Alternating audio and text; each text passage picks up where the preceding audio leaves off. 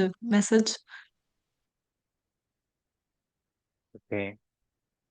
So I'm going to start. Yeah, I heard it. Good afternoon, everyone. I'm Arnaud. I'm one of the three Epoch practice officers, and I'm very happy that you are here today. This is webinar number 12 of our series of webinars, and this is also the final webinar of Epoch practice, and also the last live activity that we are organizing with this program. So the fact that you are here today is extra special to us, I guess. The session is being recorded and will be available on our YouTube channel after this, and also on the FEANTSA website.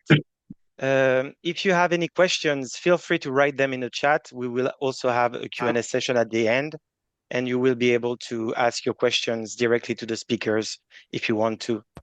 The title of the webinar, as you know, is 3 Reasons for Optimism in Europe's Fight Against Homelessness.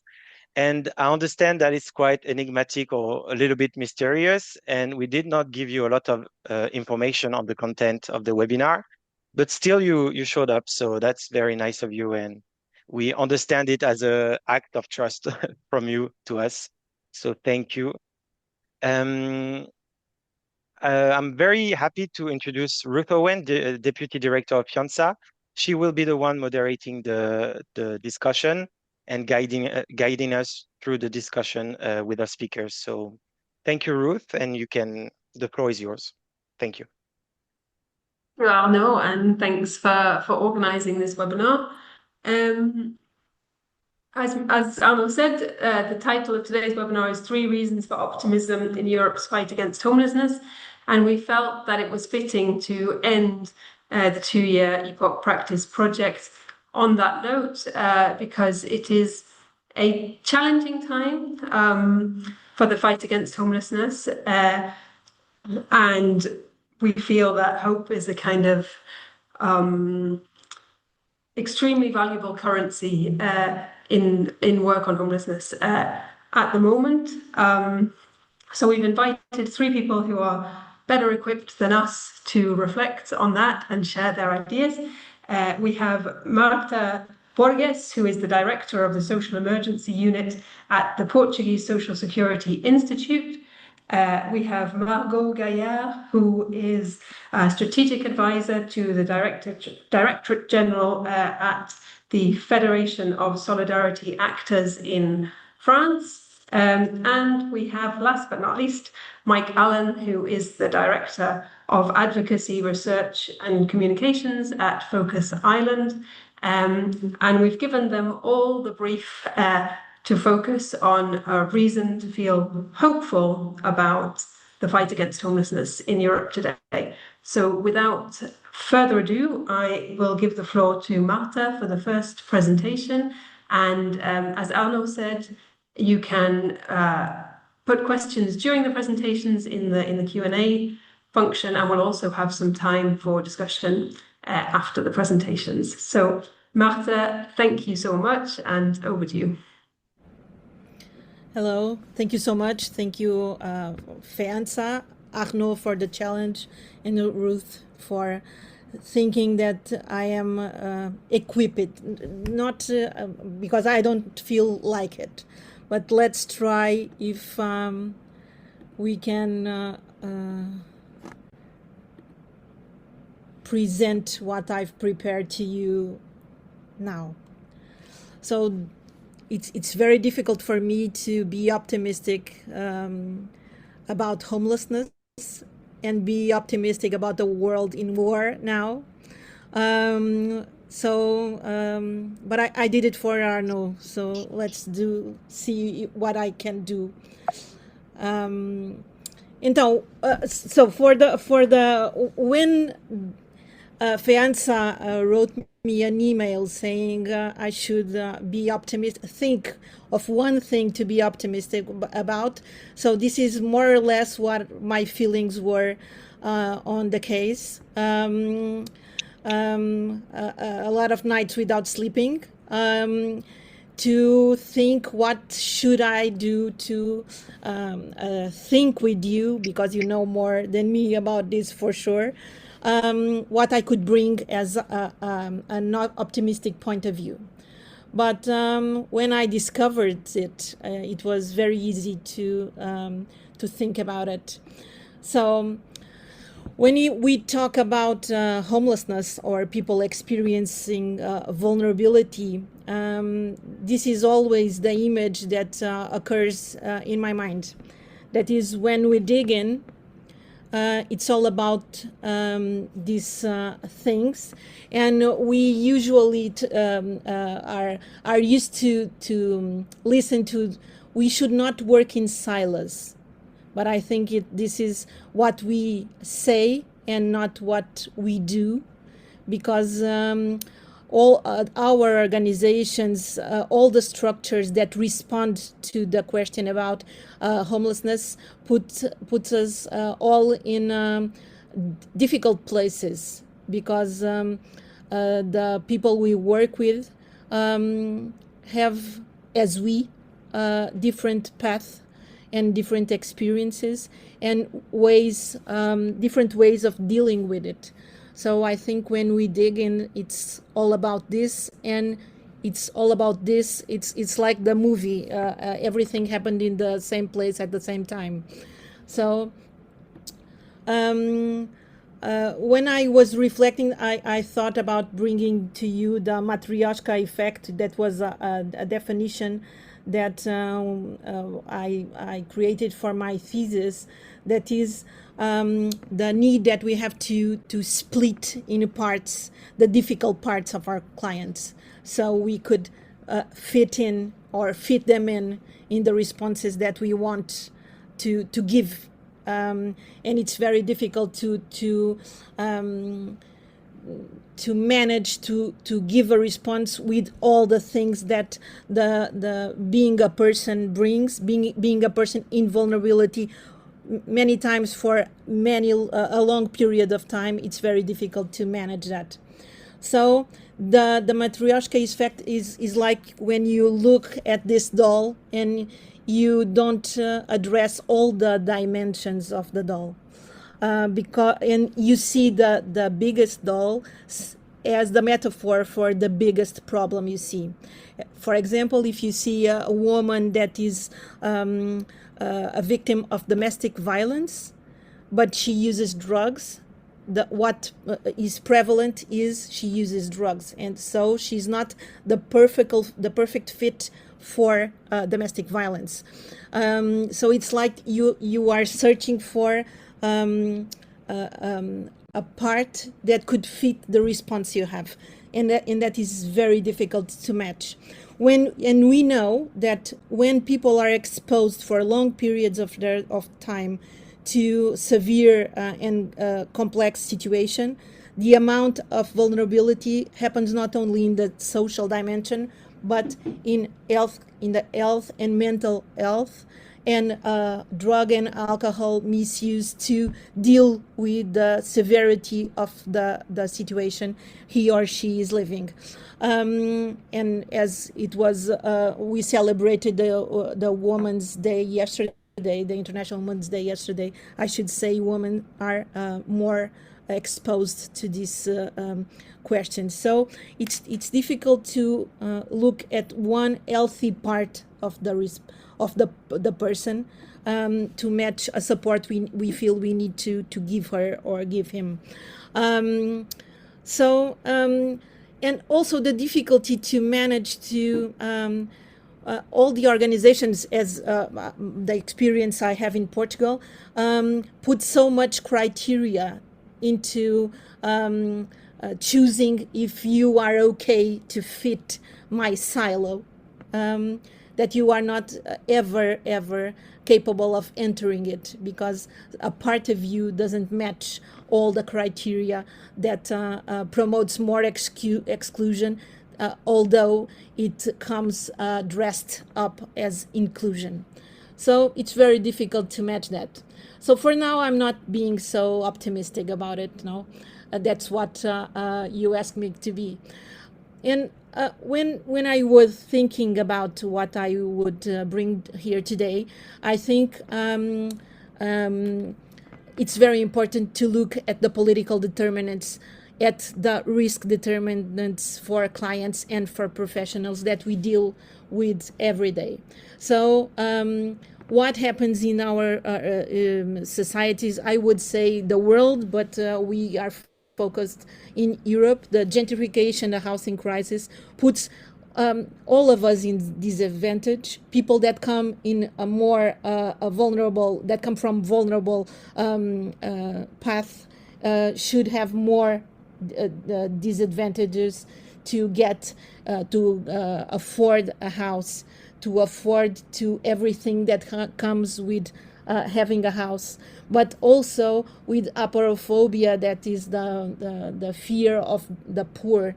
Because when you cross, for example, being a migrant in Europe, if you are a migrant with money, it's okay. If you are a migrant with no money, that's not okay, and it's more difficult. So a Spanish philosopher came up with aporophobia concept to describe the difficulty if you are a poor to match in our society. Of course, if you combine that with for our clients having alcohol and drug use, having pets, for example, it is, for example, a problem in Portugal because they are not allowed to bring their pets that are companions of a lifetime. The ones that never abandon them into a safe site. So that's a problem. You have to say, you have to put your dog aside so you can come in. So that's very difficult for all all the rules of our community deal very with at least in Portugal. With a lot of difficulty with nomadism, people that are not centered in a place to follow their rules, and if you change from one city to another, different rules come. So not belonging, it's always a problem when you're trying to fit in. Women and LGBT community face more difficulties, but when all of this can come together in one person. So how to prepare services to deal with that. But also at the same time, I feel we do not look as much as we should to the determinants of risk for professionals. We ask a lot of all of you. We ask you for to be almost perfect. And I feel that the services do not take care of professionals that I think they should, and we are constantly in front of trauma, sad stories. We are not look up to, or when we do not earn enough money to ourselves to rent a house in Europe by this. Sometimes I feel professionals have almost the same problems as the clients. So that makes it very difficult to choose this as a profession. And so I think we are, and I'm putting myself in this place, we are asked to have, and I think we have more and more the capacity to deal and the skills to deal with trauma, or we try to have harm reduction knowledge. And what I mean by that is the non-judgmental structures to deal with all the dimension of the person. We have to have skills on case management, on crisis intervention, but we also have to have skills to promote our association or our organization in social media, because we need funding. So it's very difficult to deal with all the dimension of what is asked of us. But I feel at the same time we are increasingly professionalized and more trained, and with a lot of expertise that is not enough valued in our organization, in our public policies. when we think about the professionals, we also think that this is a work in progress, if we want to say it. So more and more we have organizations that try to give supervision and support to their staff, to give and to provide new training programs, also to have in the team peers, but also creating the possibility of peers as professionals to gather and to think about what they are doing. So across Europe, we can see that the evolving of this learning and this mobilization to what we do in our work. And also the expansion of different possibilities and not excluding these possibilities. Housing first is not everything, because we know some people do not fit in housing first, but we have to have shelters. How can we improve the shelters that we had before? And what I feel is innovation is based on what professionals know of what they are doing. And I feel that organizations need, and are more and more doing it, is to listen to what people, professionals are doing, and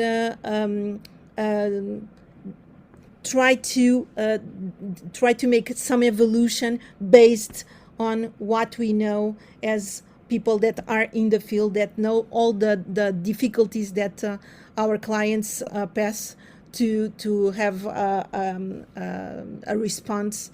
And I feel that we are doing most important innovations in these homelessness policies. It's based on what professionals bring from their line of work and from their experiences. So I need to say that we need to have the ability to keep the ability to question ourselves and our prejudice. Without that, it's not possible to do any of this. But also to laugh at ourselves, to live this with some kind of humors. And for that, I prepared something for all of you, but I don't know, either if you are going to be able to see it or if to listen, but let's try it, because let's try it, but it's not passing. Oh, okay. You are not going to listen, no? Let me see if I can put this happening in my phone at the same time. So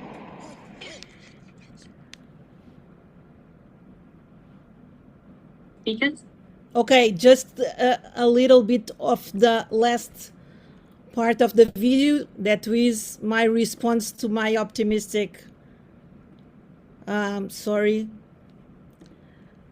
technology doesn't help me anyway. But the last part of the video is, and you can see it when you try to go on YouTube to see Rosalia's in the Brit Awards. And the techno part, the full clip. Sorry? We can also send around the presentation with the full clip to everybody. It's about the techno part. It's a bit of a crazy way of life that is our way of life. So, but I would like to say that my optimistic point of view is all of you. It's because you exist that I'm optimistic about it. Thank you so much. Thank you so much, Marta. We seem to have a little bit of an echo. I don't know if it's... okay, now it's better. That was a really powerful start, and kind of tribute, I think, to the skills and the tenacity and the dedication of of frontline workers, even with a hymn to frontline workers at the end. So thank you so much. That was a great way for us to kick off, I think. And I'd now like to give the floor to Margaux. And I won't say more because I want to make sure you have enough time. Thank you very much, Ruth. Hi, everyone. I'm Margaux. I work at La FAS, which is a federation that covers the social sector in France. We have more than 900 organizations, from housing to employment to Margaux, medico-social work, that refer to us for basically we build policies, and we help dynamize the sector. So I'm going to share my screen. Hopefully it will work the first time around. Can you see my screen? Yeah, okay, perfect. So not much reasons to be optimistical. If we start off, the political pressure here is quite high, with elections coming up. Municipal elections are coming up, and the presidential is also coming up, and we are foreseeing not so great results. We are in a period of budget squeeze, so nonprofits are experiencing very large cuts that we're trying to prevent as much as possible, but we're seeing that it's not always possible to prevent them. So some organizations are having to restructure themselves, or even they have to close their doors because of these budget cuts. Mostly organizations that are funded by public sector, by the government, basically. And at the same time, we're experiencing compounding crisis. There is a housing crisis. We are also seeing poverty increasing quite dramatically here in France. And there's a new report that just came out this year, basically establishing the level of poverty, like people experiencing poverty at about 10 million, over 70 million people in France. So that's something that's just the overall context that is not so optimistic. But I'm gonna jump right into why we're still feeling optimistic about the sector. We're seeing that. Yes. Would it be possible just to put the slides in presentation mode so they're a bit bigger? Absolutely. Thank you so much. Thank you. So we're seeing that organizations are shifting their models just to be able to endure the context. So we're seeing a lot of adaptations, people who are just switching their jobs from one field to another, or reorganizing within their teams, finding resources, especially in the philanthropic sector. It's not the only answer, but it is one response that we're seeing. What I'm going to talk about and focus on today is cooperation. We're seeing a lot of new models emerge to organize. Basically, what we're seeing is, as the government is just leaving the sector by itself, we're seeing the sector organizing between each other, whereas before they used to more be in a bilateral relation with the government, and they would work with each other, but not necessarily organized by themselves.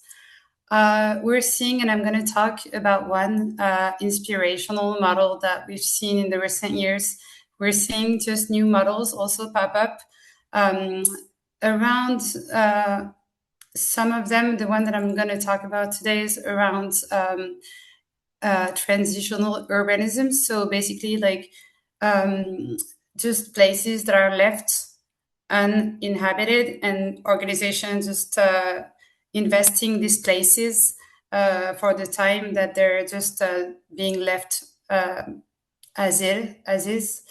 And we're also seeing that Europe remains a space for exchange and cooperation and cross-learning and inspiration. Basically, what we're trying to build as a federation is spaces, and we're trying to animate.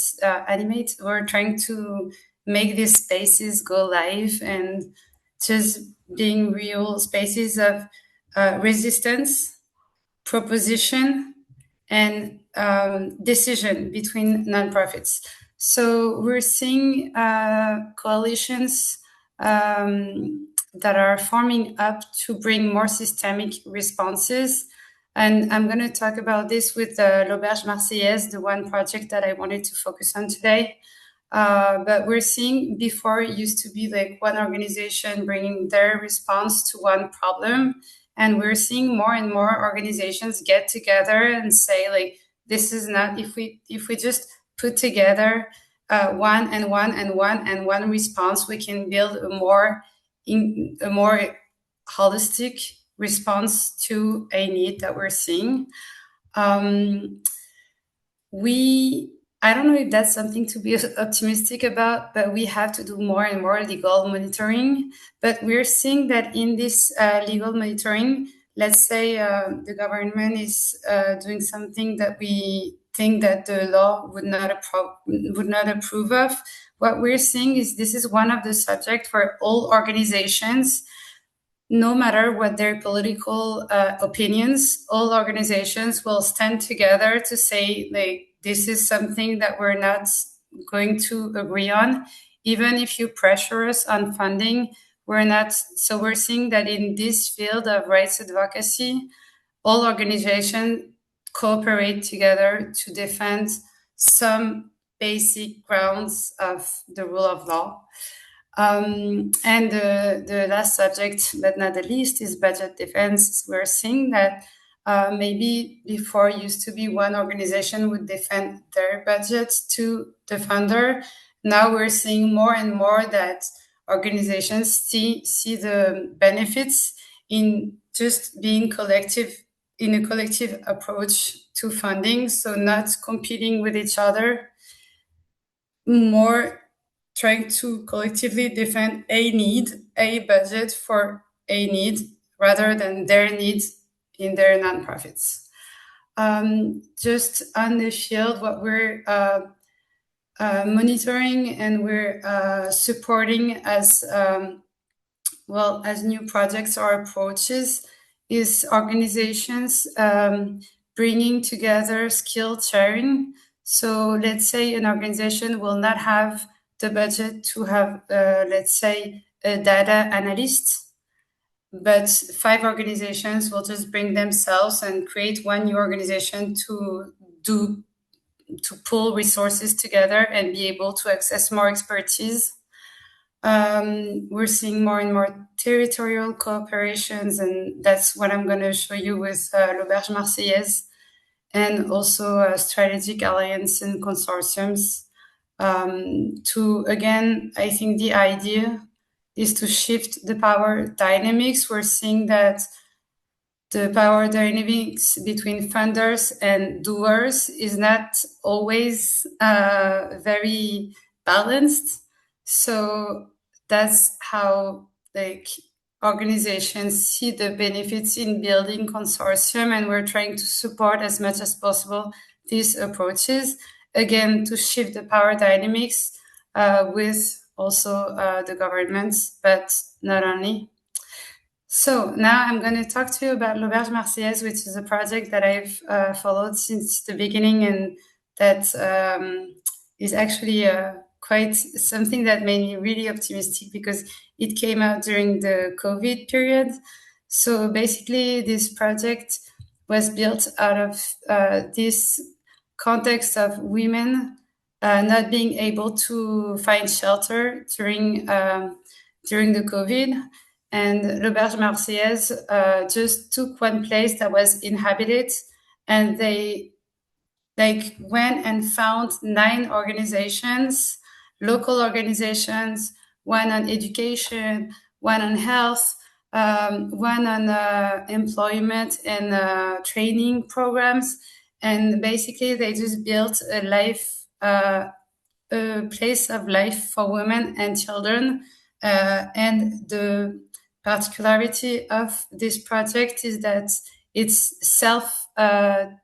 self-run, basically. So it's a very highly participatory approach. Women do what they want in this place. They build the projects that they feel like doing, that they want to train on and everything. So this place is started basically out of just just people with their hands, and then they got and found funding, and then they established impact measurements and everything, and now it's a well-established example of cooperation it's in the south of France, in Marseille.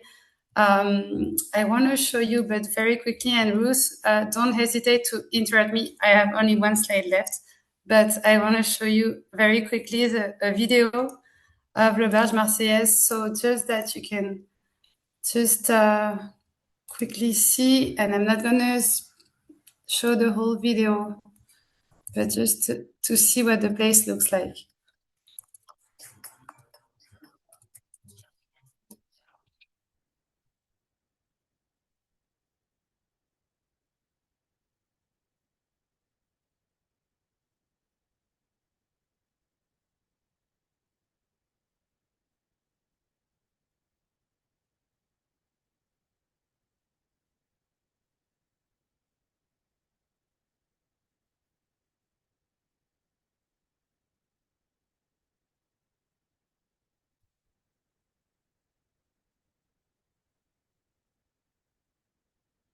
So again, I think you will show maybe send the link if someone wants to see the whole video. The only thing that I wanted to add, because it's also important to me to talk about funding, because it's a reality for nonprofits, is that this project is quite on a hybrid funding system, because they generate some revenues through the place because women cook and they sell meals. So they're now funded by the city, because the city recognized the impact of the project, but they're funding by philanthropy, the city, and self-generated revenue, which also makes them more they come out stronger in negotiations and such, because they have this mix of funding, which is something that we're also trying to push within the sector. So maybe just 4 things to take out of this for me is that this constraining context can also be a driver. And actually, I think that it is, in the sense of like just trying to organize by ourselves and not depend on the government to give us orders or an agenda. Mixing models and trying to find within the civil society different forces that we can gather. I strongly believe in participatory approaches with the people that are housed or in employment programs, but also with just citizens hanging around in the city. I think that everyone has a role to play, and that actually is willing to play a role if you're able to give that role to them. And cooperation, obviously, we've talked about it. And then, not hesitate. Sometimes it seems far away and very hard to reach, but leveraging the European Union and the networks and organizations that exist in other countries and can bring also some teachable experiences and replicable solutions. So that's it for me. Thank you so much, Margaux. That was a great presentation, and I think a real testament to the kind of creativity and innovation, especially at the grassroots level, that can come in tough times. And also, you said some very powerful things about the importance of cooperation and the role that European cooperation can play in supporting organizations working with homeless people to keep doing the work they need to do in challenging times. So I'm now going to give the floor to Mike, who is going to talk to us about his ideas on how and why we should stay hopeful in the fight against homelessness in Europe. Okay, Mike, over to you. Thanks very much, Ruth, and thanks to everybody for giving up your lunch to listen to these reasons for optimism. I don't have slides, just going to talk directly to you. When I was first asked to contribute to this webinar, I thought the difficulty would lie in deciding which one of the many positive things that I see around me was the best to talk about. Would I talk about the incredible people I work with in Focus Ireland and across the whole sector, particularly those in the front line every day? I could tell you one story about an intervention that transformed a life, perhaps the life of an entire family. We've dozens of those, as with our partners in local government, we support more than 3 households out of homelessness every single day. Or perhaps I could talk about something more systemic, like the fact that our government's new housing and homeless strategy includes several great ideas that we've been campaigning for years. Like there's going to be an action plan for child and family homelessness, a prevention framework which draws on the most developed scholarship around the issue, or something more political about the success of the decades of work that people in FEANTSA have been involved in achieving the EPOC's framework, which is giving an attention on homelessness which was previously unthinkable. But there's a problem with asking to do things too far in advance, because you end up, well, I find that I end up picking holes in what I first thought. Because all those things are real and they're positive developments. And at one level, they're deeply encouraging. But the more I thought about this sort of approach, the more of a problem it was. The question we were asked was not name one positive thing, but name one reason for optimism. So a more profound question of where can we find hope in what we're doing? And the problem that arises is that if we're to build our optimism on evidence in the real world, we're required to take into full account the evidence, all the evidence. In particular, we cannot close our eyes to the shadow that falls across all our positive examples that we put forward. That's the dark shadow of homelessness rising in virtually every country across Europe, even now in Finland. And in my own country, in Ireland, homelessness has doubled in over 4 years. And how can I talk about the 3 households supported out of homelessness unless I acknowledge that every day we bring out 3 households from homelessness, but they're replaced by 3 families, 3 households more, and more than that, and the figures go up. So there's something hollow about highlighting the small victories when 1 child in every 230 in Ireland is living in homeless accommodation, and there's over 2,000 households who've been homeless for over 3 years. So every one of us, I think, who works to end homelessness knows the importance of these positive stories. I don't in any way diminish them. But we also know that there's a sense that they are somehow facile, that they're not enough. But still we go on. So I've always found a poem by the German poet Erich Fried to be of strange comfort here. It's short. It's called Return on Investment. It goes, gathering hope from soluble problems, from anything that has promise, saving our energies for the job in hand. That is how to accumulate quietly a reserve of unexpended despair. So I always think the last line is funny. So that's maybe just my sense of humor. I'll put it in the chat if people are interested in the poem. But the poem doesn't speak against hope. It doesn't say that this unexpended despair overwhelms hope. What it does is highlights that in so many of the struggles we face, it's a mistake to expect the balance of evidence to provide the foundation of our hope. While our policy proposals must be evidence-based, the same criteria are better not applied to the question of hope.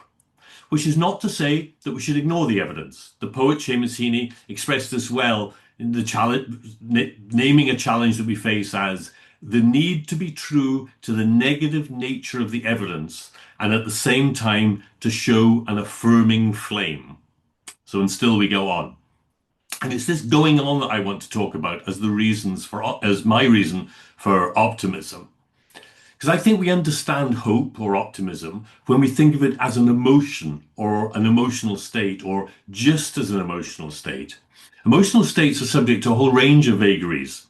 How well we slept last night, what we ate, the impact of our personal relationships, and God help us, the weather, and our perspective on evidence. That all shifts what we feel about things. But hope or more specifically, hope for the ending of injustice, and even more specifically, the ending of homelessness, is more substantial than that. Well, it's required to be more substantial than that. And if we are to ask the question about hope as an emotional response to homelessness, surely the first person we need to ask that question to is the person who experiences homelessness, the mother who cannot comfort her child in the emergency accommodation, the man scared to sleep unsheltered in the street, the woman facing an eviction notice. We can understand that faced with their own realities, for these people, hope may well run out. So then we understand our role as professionals, as public servants, as volunteers, whatever our role in this is. We understand our response to that individual facing that crisis and that ebbing away of hope. And that is to provide support, help identify solutions or pathways to solutions, to fight for better policies and a better world. So when we look at it like that, and we look at it from our practitioner discussions about hope and a discussion of hope amidst the possibility of despair, that whole discussion that we might have, to me, somehow comes to feel like a luxury or an indulgence. Who am I to give up on homelessness? Who am I to abandon hope when the consequences of that abandonment fall entirely on other people? So I'm a bit cautious about this line of thought, because it can leave us not just feeling the ebbing away of hope, but it can also leave us feeling guilty about our own hope ebbing away. So I just want to be clear, I'm not saying that you're a bad person or that I'm a bad person, because sometimes we feel things are hopeless.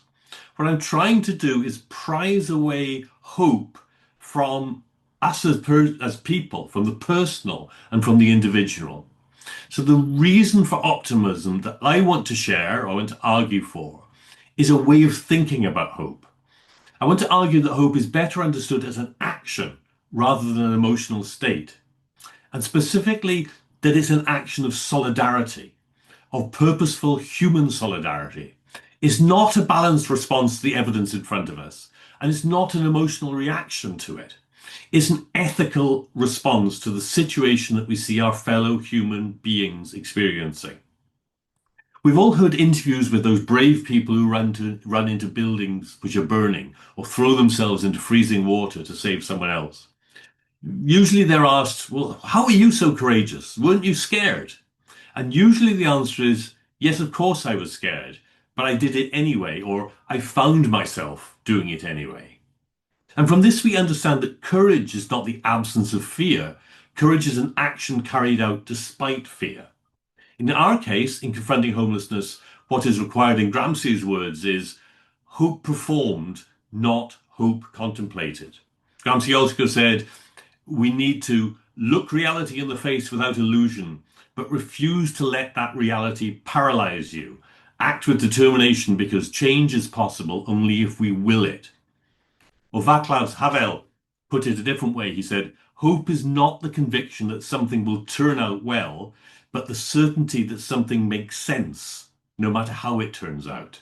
Hope is not the conviction that something will turn out well, but the certainty that something makes sense, no matter how it turns out. And it is that certainty that something makes sense which is the bedrock of hope among people who work to end homelessness. It makes sense at the most profoundly human level that everyone should have a place to live which is secure and affordable. This is what Seamus Heaney called our glimpsed alternative, a world in which everyone has a place which they can call home. We have a certainty that it makes sense because we know that a home is one of the things which every human being needs to make us truly human. A world in which some people are denied that right does not make sense. So I suspect that this way of talking about hope or optimism sometimes fits awkwardly with some of the ways in which homeless NGOs have come to think and talk about the work we do in recent years. In writing this, I was wondering about words like solidarity and struggle, feeling them a little old-fashioned, and even I was a little unfamiliar with using them. I think that most people working to tackle homelessness recognize the way in which processes such as financialization and individualization, and both my colleagues speaking earlier both used these sort of concepts about the political situation we deal with. We understand that they've shaped and increased homelessness over the last few decades. Through our advocacy work, we critique these processes and forces, but we're perhaps less aware of how these ways of seeing the world have entered our own heads and can undermine our capacity to work together for a world that is better shaped for our human needs.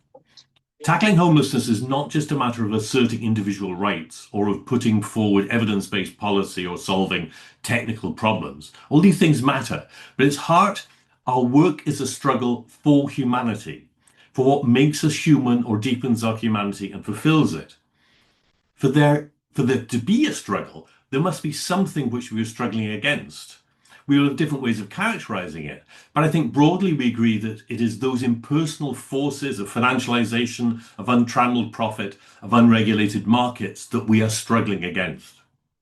The idea that optimism is a personal emotional state, that you are personally responsible for your own hope, and that hope can be nurtured on a diet comprising only of stories of individual redemption, in some way represents a privatization of hope. It is a way of thinking that is shaped by the very forces against which we are struggling. And I want to assert that your sense of hope is not your personal responsibility. And we might be better to think of hope as part of the social fabric that we all have responsibility for maintaining. For me, viewing our work as part of an ongoing struggle makes it easier to cope with the evidence that at this moment, in most countries, things are not going well. The odds are currently stacked against us. We should not expect material conditions to provide hope. The only way to make progress in our struggle is to believe that it can be won and that we are capable of winning it. In that sense, optimism becomes a weapon in that struggle, a form of discipline within that struggle, and a mechanism by which we will ultimately arrive at our glimpsed alternative for everyone, where everyone has a place that they can indeed call home. Thank you. You, Mike. A very much more philosophical take on reasons for hope in the fight against homelessness, but I think an extremely convincing one. And I was very grateful to be absolved of my personal responsibility for occasionally struggling with hope, despite my firm conviction and belief that, of course, we can build a world where homelessness is rare, brief, and non-repeated if we really want to. So it falls to me to summarize some key points from the different speakers' contributions. I think you also had a reminder in the chat from Arnaud that you can ask questions, and we will have a bit of time for Q&A after this. So please don't hesitate to think about what you'd like to ask or to pop things into the chat. But I think we had a really fantastic range of perspectives from Marta, who focused on the practitioners, the workforce dealing with homelessness day to day, and the way that it has professionalized and grown in capacity in recent years, as well as its kind of creativity and resilience and capacity for reflective practice. It was a really powerful contribution, and I think everybody working on homelessness has experienced what she was talking about and knows that it goes a long way in developing policies and services that make a difference. From Margaux, we heard about the cooperation and the creativity that can come from tough times and unfavorable context. I think we have many examples of those looking back over homelessness services and policies, and also a really strong message about the importance of cooperation, including transnational and European cooperation, and the fact that that can be a source of strength and resistance. From Mike, we heard that hope is not a question of blind faith or ignoring the challenges in front of us. It's more a question of, I guess, as Karl Popper said, optimism is a moral duty because the future is down to all of us. And I think that's very much true when it comes to homelessness. I think from my experience of working at the European level on homelessness, there are perhaps some things I can add to the list. One is I think it's important to say that we know more about homelessness right now than we ever have done before. We have better statistics, more research, more evidence of what works, more evidence-based practice going on in homeless services all over Europe than we've ever had before. And it might sound a bit trite in the context of the very serious challenges that all the speakers mentioned in terms of pressure on public budgets, the rise of populism and the far right, the housing crisis, in many contexts, the cuts that we've having or that are on the horizon in social protection systems. But I think it's really important and not to be underestimated. When I started working on homelessness, there was like such a lack of consensus about how it should be dealt with and what progress looked like in the fight against homelessness. And I think that has really changed. I think we have also, we all know that progress is possible. And there are lots of examples that we can point to of successful policies. Mike mentioned Finland, where homelessness was consistently brought down over decades. You know, that what's happening there now with homelessness increasing as a result of cuts to services and cuts to benefit supporting households. It shows us that progress is never completely secure, and that there's always, you know, you have to fight also not to lose ground when you have made progress. But I think it's really important to be able to point to the fact that progress is possible. And we have seen a huge growth in things that work in the homeless sector across Europe in recent years. And just one example or a couple of examples that came through the presentations, I think the expansion of Housing First over the past decade, it seems so almost banal now, but it's really not. It was a completely transformative practice when it comes to the fight against homelessness. And I think it's something that we should hold on to. I think the growth of peer work, which was mentioned also in the discussion, is an example of something similar. Also, not to be underestimated, like I think now more than half of the EU member states have a homelessness strategy. Again, not so long ago, many people, you would speak to policymakers and there was a real question as to whether homelessness was even really a serious area of intervention for public policy. So, of course, these strategies aren't perfect. Of course, by themselves, they won't end homelessness. But I think it's a real sign of progress that we should hold on to.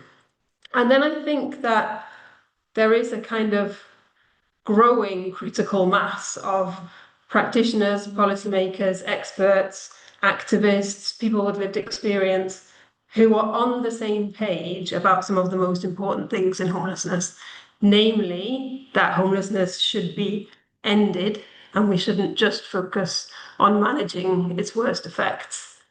And that is expressed in the Lisbon Declaration. I think it's the basis upon which the European Platform on Combating Homelessness has been built. And, you know, none of that is perfect. Homelessness will never be solved in Brussels. But I think knowing that that critical mass of people is there and that it's a growing community and something of a movement should be a source of encouragement and help us all to choose, as Mike said, to embrace our moral duty of optimism. And lastly, perhaps when it comes to European cooperation, I think Margaux expressed this really well, but European cooperation can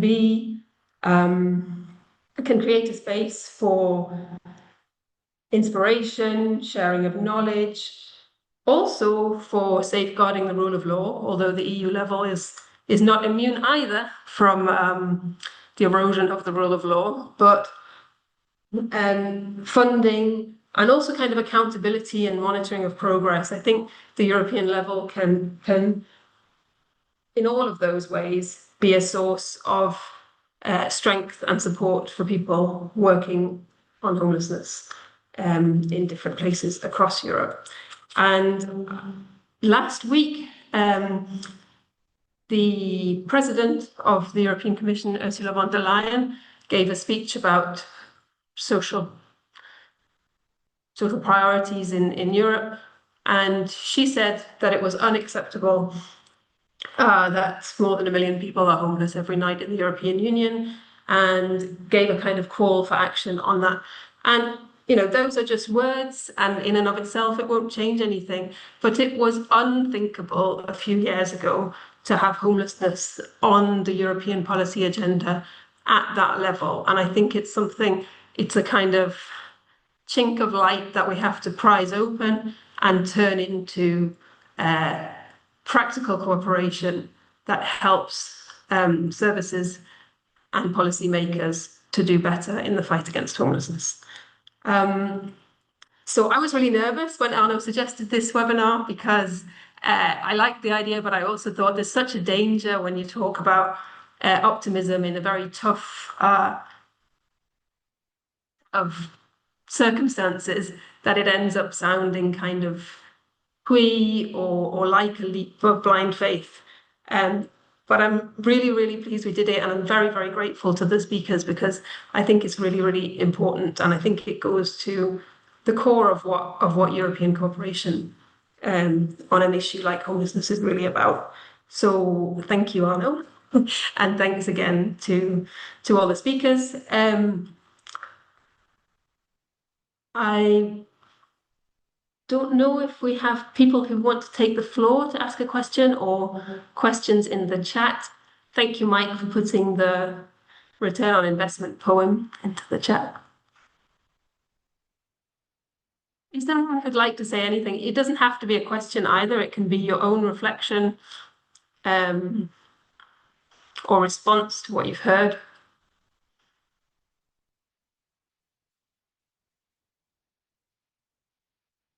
So we have a question from Dan Jones. Oh, can you hear me all right? Great. Hi, everyone. So Dan Jones from DePaul International.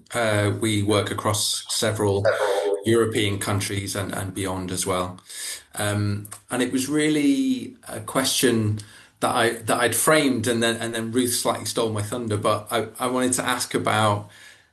I noticed that none of the speakers really mentioned the kind of momentum, the opportunity maybe in European Union policy that we're seeing at the moment as a reason for optimism. Whether that's like having the first European commissioner with the housing remit, having an affordable housing plan, having the upcoming anti-poverty strategy, all these other aspects. And I wondered why that wasn't chosen as a reason for optimism. So is it, skepticism that EU policy doesn't make a difference? Is it that there's a big gap between the words and the action? Is it that the wider political, very depressing context just overwhelms and swamps all of that away? Just interested in any reflections anyone had. Thanks. That's a big question. Shall we perhaps I'll open the floor to take 2 or 3 questions and then hand back to the panelists.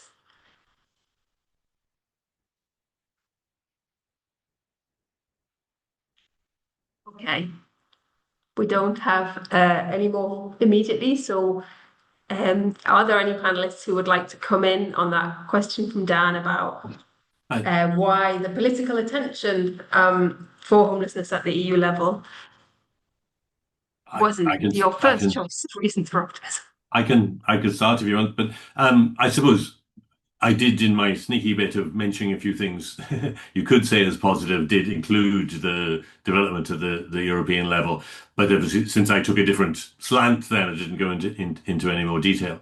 I think there's definitely positive. There's, we've been working for 20 years to achieve where we are now, and as Ruth is saying, we didn't ever think we'd get here, so it'd be very negative to ignore the progress that's been made there. The way I see it myself is it's not in itself transformative. What it is it opens up new opportunities for transformative actions. So it's brilliant for advocates, but a bit more baffling for practitioners and saying what's in this. But hopefully over time we will see more.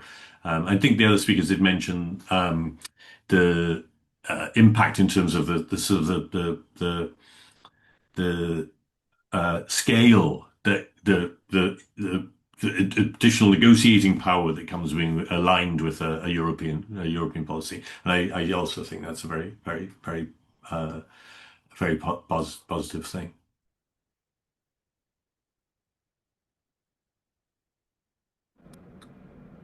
Would either of the other speakers like to come in on that? I think I felt the need to concentrate on professionals, because no one talks about their needs and what they do and what is asked of all of us.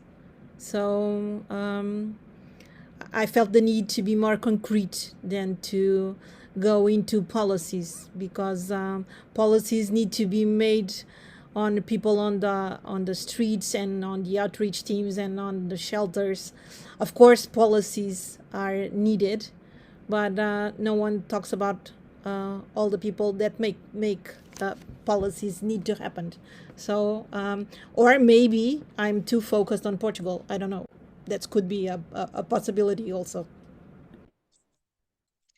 And as for us, I honestly didn't really have any knowledge of those policies. So that's something that I just wrote to myself, is to get closer to the knowledge that we can get from FEANTSA and other actors and how European policies are affecting France. We're focused on the Pact on Asylum and Migration. That is, not so optimistic.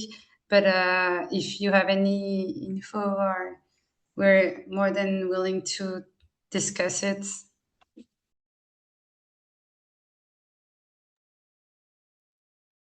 It's Margaux, and actually that I think is very helpful to remind us that the European policies don't always go in one direction. So while we see a lot more attention to homelessness as a housing and a poverty and social inclusion issue, and that is absolutely to be welcomed. And I think Mike summarized it very well, saying it's not transformative in and of itself, but it creates new opportunities for transformative action. And I think even when it comes to things like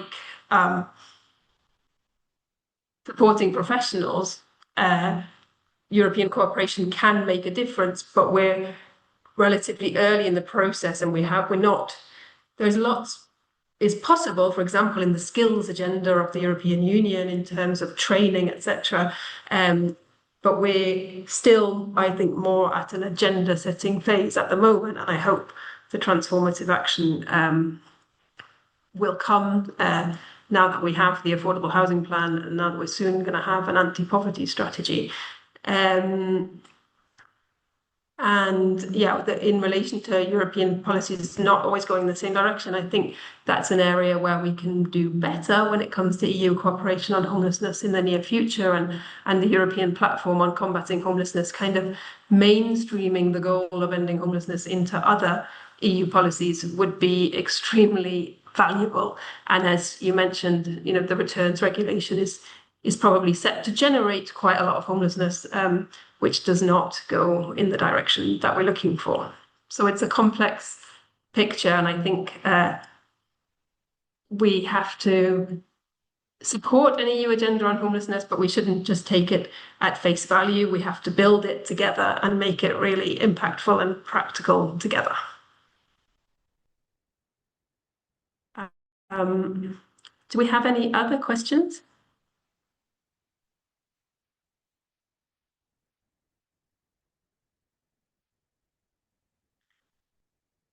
No, that's okay too. I wonder if any of the speakers have any kind of final thoughts that they would like to share, having heard each other, or questions to each other. I was very glad to hear about Margaux' experience in France, because I need I do a lot of activism to have responses towards women in living with a homeless experience. So that felt a lot of sense to me, and I feel here we need a lot of that to happen. So it was very inspiring for me. As for Mike, I was very interested in the idea of the privatization of hope as something that we should, when we are asked to think about, we only think about the responsibility, the individual responsibility of it. And it is very interesting for me to hear the need to reposition that into social fabric, into community, and not our own experience, to be optimistic about it.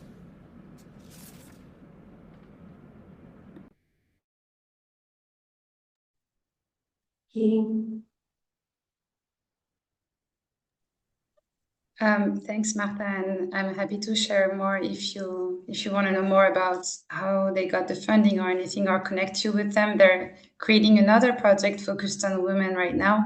So, and yes, I also want to thank you, Marta, for sharing the experience of social work from a professional point of view. And yes, thank you also, Mike, for reminding us that hope is not always, doesn't have to be always focused on the results, but also on the sense that we make of it that resonates.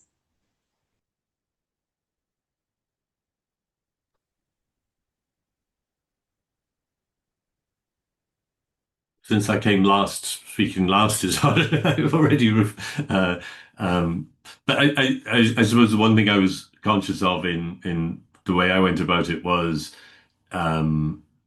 it may sound I was diminishing the importance of hearing the stories about different projects, and I think that hearing the case that was made in terms of a collaboration, the growth of collaboration in both the other examples and the concentration on the needs of the people working, the professionals working in the services as areas of hope. I thought that was very positive. I think they're, I think those are really good. I think it comes to the strength of FEANTSA of that, I talk about solidarity.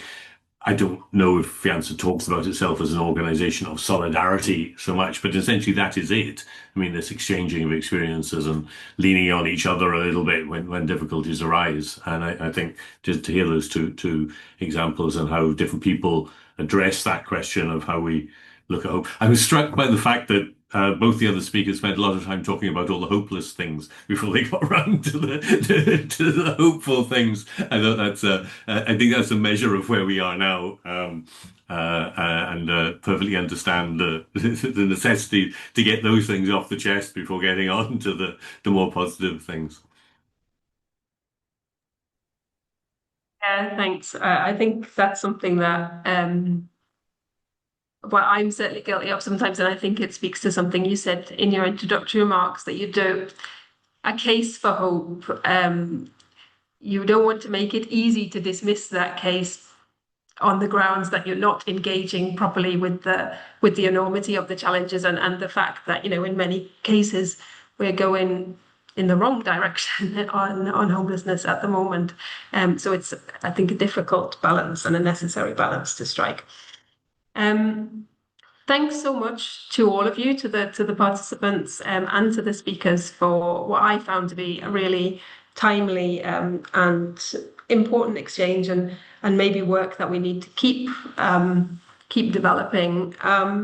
I would like to just take a moment to repeat the fact that this is the last Epoch Practice webinar. So we're coming to the end of just over 2 years of this program of mutual learning, which was one of the activities organized in the framework of the European Platform on Combating Homelessness.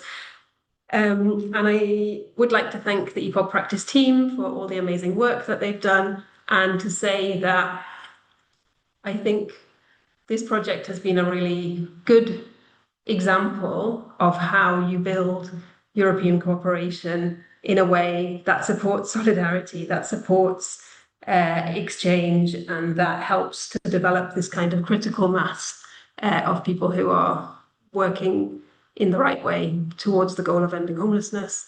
It's been a real privilege to be part of it. It's been great to meet the practitioners and policymakers and activists and experts who've been part of it, some of whom we knew well at the beginning and some of whom are kind of new friends and allies for FEANTSA. I sincerely hope that the European Platform on Combating Homelessness will continue to facilitate this kind of work in new ways going forward. And yeah, all of the materials, publications, these recordings, everything that EPOC Practice has produced will be available on the FEANTSA website. And we at FEANTSA are looking forward to building on the connections and on the knowledge that we've established through this project. So thanks very much to everyone. I hope you go away on this Monday afternoon feeling a bit more hopeful and able to make a case for hope, because I think that's probably one of the biggest challenges in the fight against homelessness in the coming years. So thanks so much, everybody. Have a good afternoon. Thank Take you. care. Thank you.